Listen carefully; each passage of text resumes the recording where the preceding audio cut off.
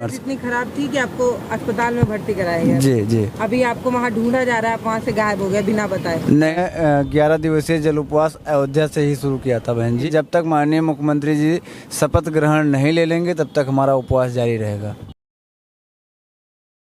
नमस्कार, मैं पल्लवी राय, आप देख रहे हैं भारत एक नई सोच। अभी कुछ ही दिन पहले ये पता ही नहीं चल पा रहा था कि सरकार किसकी बनेगी, कौन गद्दी पर बैठेगा, लेकिन अभी पता चल गया है कि बहुमत मिल गई है। अब बहुमत आ जाने के बाद ये देखना होगा कि मुख्यमंत्री कौन बनेगा, इसके लिए चर्चाएं चल रही हैं। एक युवा हैं जो 26 साल के हैं, अंकित नाम है, उनको ये भरोसा नहीं है कि बहुमत मिल जाने के बाद भी योगी आदित्यनाथ जी को मुख्यमंत्री बनाया जाएगा।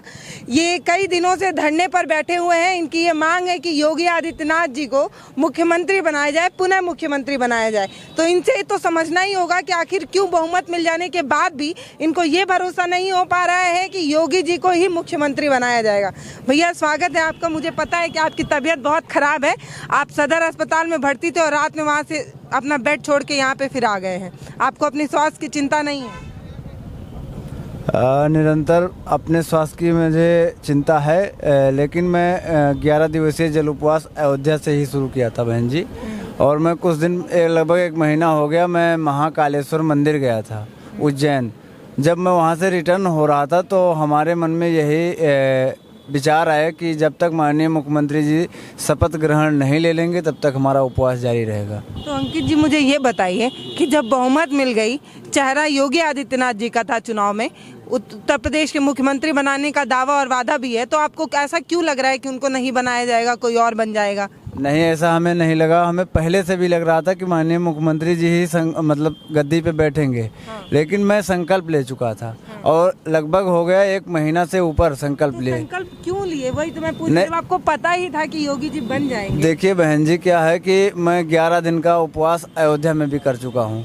निरंतर मेरा प्रयास चल रहा था, लेकिन मैं सोच रहा था, पहले से ही डिसीजन मेरा था कि माननीय मुख्यमंत्री जी जब तक शपथ ग्रहण नहीं ले लेंगे तब तक मैं अपना उपवास तोड़ूंगा नहीं।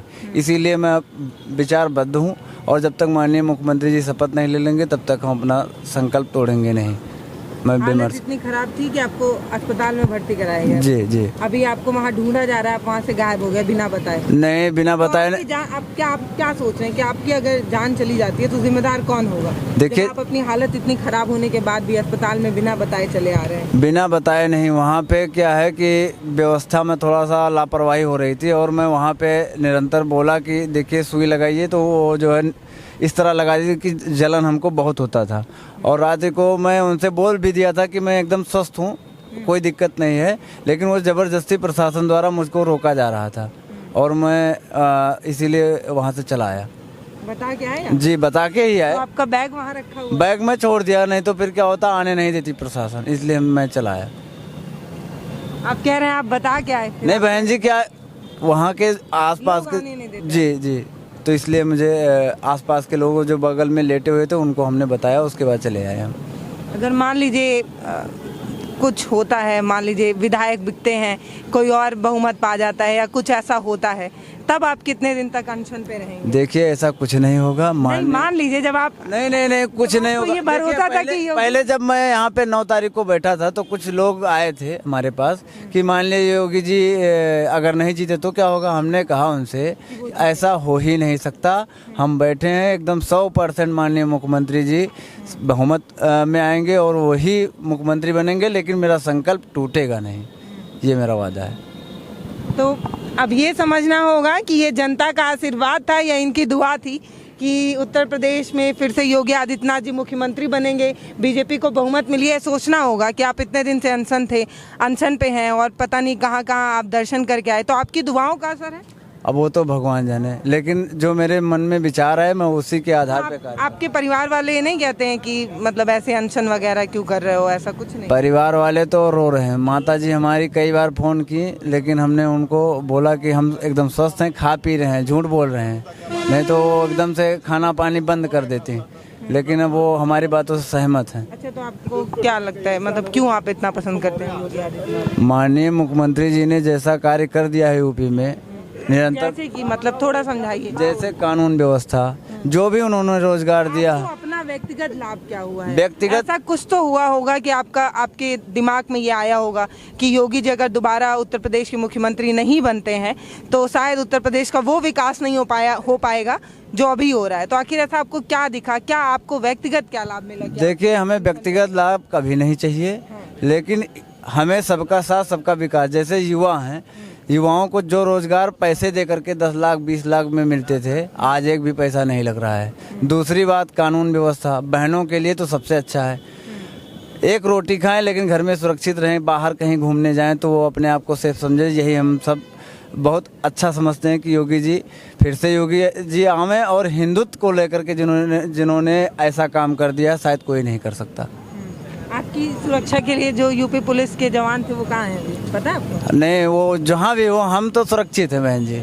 सबसे बड़ी दिक्कत है, हमको कौन उठा ले जाएगा? हम तो कहीं दंगा थोड़ी कर रहे हैं, हम तो अकेले मौन धारण करे हुए बैठे हुए हैं। तो कोई आया है, मतलब उत्तर प्रदेश में आप हैं, गोरखपुर में हैं, तो बीजेपी के कुछ लोग आए आपसे मिलने? देखिए, आपके बारे में हम सोच रहे हैं, देख रहे हैं आपको। देखिए, हमें राजनीति तो करना नहीं, जो हमें पूछने आए हाल चाल ऐसा कुछ नहीं है।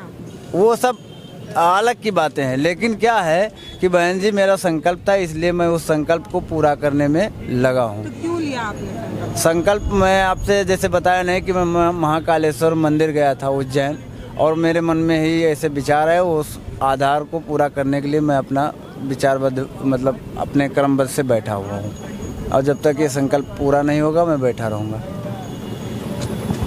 कुछ समझ नहीं आ रहा, आखिर क्यों आया विचार आपको? क्यों ऐसा लगा कि मुख्यमंत्री योगी आदित्यनाथ नहीं बनेंगे, कोई और बन जाएगा? ऐसा क्यों लगा आपको? देखिए बहन जी, लगता नहीं है। जैसे 1 महीने के पहले कौन क्या करा, जैसे आपने किसी काम को लेकर के डिसीजन ले लिया कि मुझे ये करना है, और आपका काम बीच में पूरा हो जाता है और आप बीच में उसको छोड़ देंगे। हमने सोचा जरूर वो मुख्यमंत्री बनेंगे, लेकिन हम अपना संकल्प नहीं तोड़ेंगे। संकल्प तभी टूटेगा जब माननीय मुख्यमंत्री जी शपथ ले लेंगे, और उससे पहले टूटेगा नहीं। हमारे घर वाले भी बहुत परेशान हैं हमको लेकर के। मम्मी नहीं बोलती हैं बेटा राजनीति छोड़ो, घर आओ रोटी? ये राजनीति नहीं बहन जी, ये अपने हिंदुत्व को लेकर के उन्होंने जैसा काम किया है उसके विचार को मैं प्रभावित होकर ये कार्य कर रहा हूँ। अच्छा, तो आपको एक क्या विकास क्या दिख रहा है? देखिए बहन जी, अभी हमने क्या बताएं कि जिस तरह उन्होंने अच्छा एक दिख रहा है आपको, महिलाएं सुरक्षित जी, रोजगार जो भी दिए उन्होंने वो निष्पक्ष, एक भी पैसा नहीं लगा कहीं घूस पात। जो भी गरीब थे, लाभान्वित होना चाहते थे, जो पात्र थे, उनको मिला जी। आपने भरा था कोई फॉर्म? नहीं, हमने नहीं भरा था, लेकिन हमारे गांव की 2 लड़कियां जो बहुत गरीब थीं उनको मिल चुका है जॉब। वही मान लीजिए कि मैं उन्हीं की खुशी के लिए बैठा हूँ। अच्छा, ये 26 वर्ष के अंकित हैं जो धरने पर बैठे हुए हैं, क्योंकि इनकी मांग है कि उत्तर प्रदेश में दोबारा अगर कोई मुख्यमंत्री बने तो वो योगी आदित्यनाथ ही बने। भैया की हालत बहुत ख़राब थी, अभी अस्पताल में थे, रात में अपने बेड से उठकर फिर यहाँ पर आ गए हैं, और अभी इनका यही मांग है कि जब तक उनका शपथ ग्रहण नहीं हो जाता, जब तक वो दोबारा मुख्यमंत्री नहीं बन जाते, तब तक यहीं अनशन पर रहेंगे। देखना ये होगा कि कब उनको शपथ ग्रहण उनका होता है, कब इनका अनशन टूटता है। और ये भी ये कह रहे हैं कि जब वो शपथ ग्रहण कर लेंगे उसके 1 घंटे बाद ही अपना अनशन तोड़ेंगे।